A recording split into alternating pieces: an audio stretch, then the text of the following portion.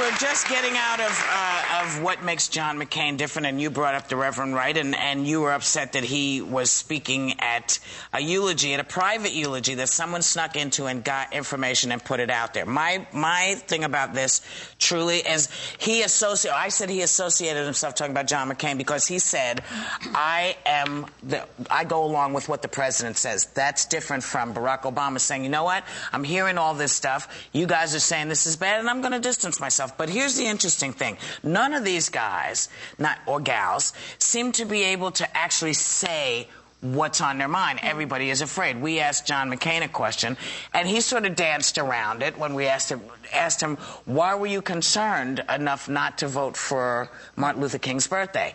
And he gave us a couple of different answers, but the truth of the matter is he should have said, listen, back in 82, I didn't feel that this is somebody I should have done this with. Now, I realized I was wrong, but, you know, none of them do it. He didn't say that.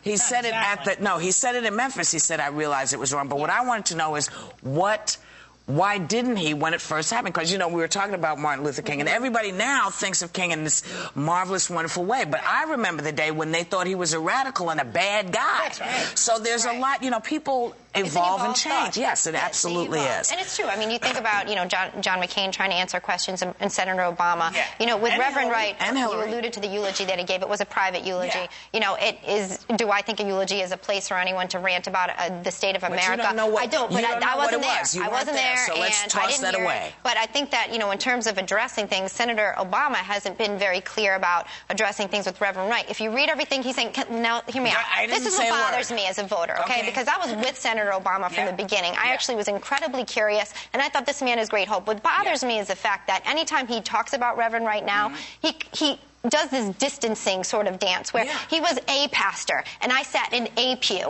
and it wasn't. No, you chose this man for 20 years. He was your personal advisor. I know you've heard it, but we need to hear the reason why I'm bringing it up again. The point is, he, just like any other politician, continues to use rhetoric to distance himself from a man that he chose time and time again for 20 years as his personal advisor. Just like all of them do. But what's tending to happen is the point. Well, the point, but you're making a point that is specific, and I think what you're trying to say is that they all should stop doing that. Absolutely. I'm giving you an example of someone, just like you did with John McCain. But the thing with John McCain came out of what you were saying about the fact that no one is saying what should be said. I say, yes, that's the exact point. Right. They're all dancing the dance. They're all dancing it. It's the politics and the policies. It's not what somebody else said or any of that. It's about what are you going to do as president. And it is clear that John McCain will continue Bush's policies. That's what people... Such as continuing the war, continuing the tax cuts, continuing the war is continuing to put on what McCain wants to do. Conservative guys on the Supreme Court so that they can overturn Roe v. Wade. That's what he's going to do.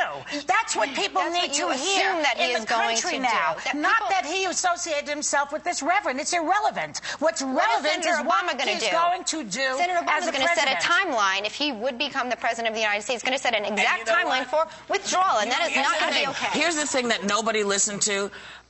Mr. Powell, I love him. Colin Powell said, listen, none of them are going to be able to do anything that they say they're going to do because the bottom line is, you know, we are in this. The war, you mean? Yes. They're not going to be able to withdraw, and we're not going to be able to stay forever because we don't have the people and we don't have the ability to withdraw quickly. The issue really is, once whoever gets in, whether it's McCain or Obama or Senator Clinton, they all have their work cut out for them because they are walking into a dookie storm like you've never seen before. Was created by the Bush administration. We'll be right back with Tracy Morgan. Wow.